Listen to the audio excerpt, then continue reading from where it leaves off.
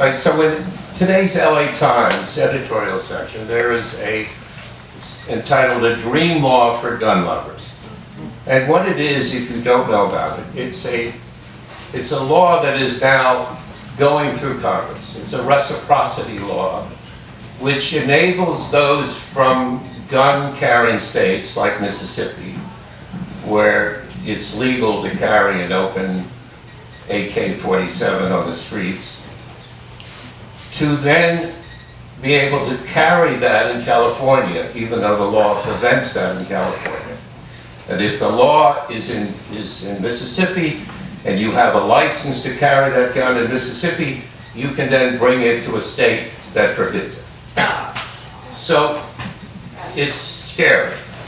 And one of the chapters in the book, and it's one of the longest ones, and I think one of the better ones, frankly, is about the Second Amendment and how we got where we are with the Second Amendment and the confusion about the Second Amendment.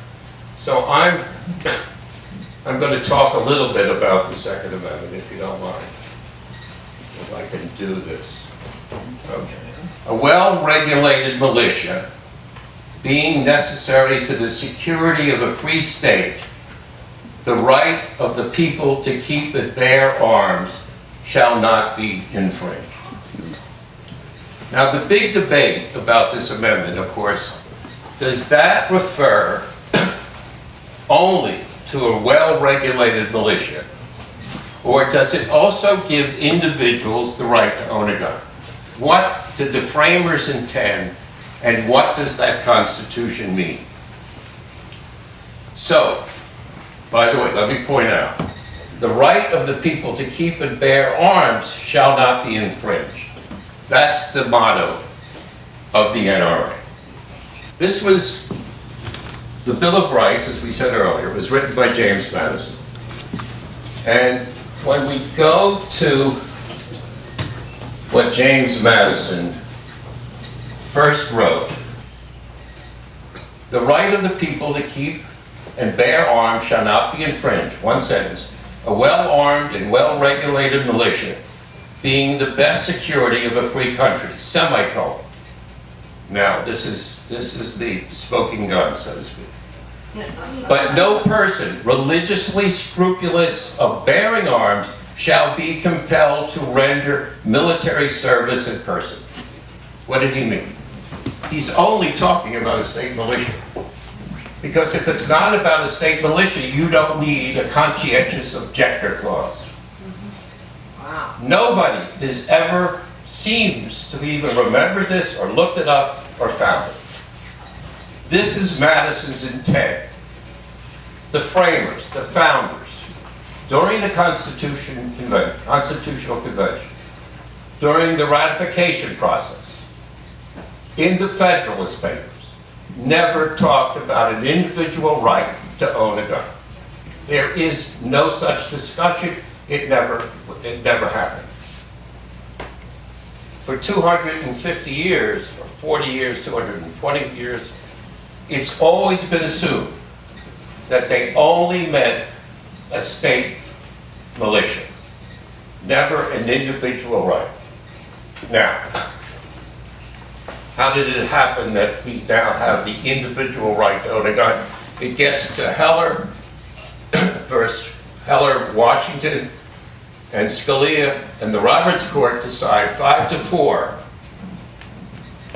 that an individual has a right to own a gun. Majority opinion, written by Antonin Scalia. Yeah. All right, so what does Scalia do when he interprets this? He ignored original intent, even though he's an originalist. He ignored common law. He ignored precedent. He ignored everything and became a grammarian. And he said, a well-regulated militia being necessary to the state, necessary to the security of a free state, and he called that a prefatory clause. The second part, the right of the people to keep and bear arms shall not be infringed, he called the operative clause, the essential clause. And he locked off the first part and said the only thing that matters is the second part. Coincidentally, the motto of the NRA. How did he end up with that, I wonder? So, when we talk about the Second Amendment, we have to know the history of it and what the framers intended. And Scalia, as an originalist, ignored originalism. By the way, when we talk about originalism, one of the things that we mention is what life was like back at that time. This is a time when, in Virginia, 1787, the age of consent was 10 years old. And this is the time that the originalists want us to go back to figure out what the Constitution is telling us. So what we have now is a grammarian who has cut off a well-regulated militia, calling it a prefatory clause, when it is in fact the subject of that clause, not prefatory. There is no legal term prefatory up until then. So he's invented language that has placed us on the path that we are now on. So that's one of the things that we talk about the Second Amendment. And we make the point that this country was in fact founded on gun control. And let me make this point. The seminal event in our history.